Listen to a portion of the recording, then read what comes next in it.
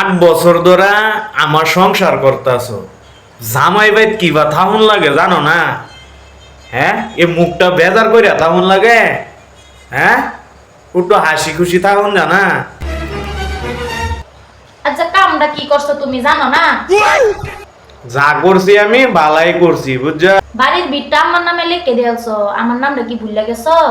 তোমার নাম আমি বলতাম, বালা করছি আমার নামে লিখে দিছি। তে আমার নামে 10 লাখ টাকা লোন লইলা কে লিখিয়া?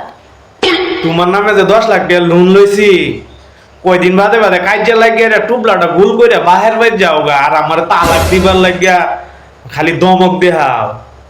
ওহন যাও গা, তালাক দেহাই যা মানুষের ভাই কাম কইরা লুন মাইরা জান লাগবো।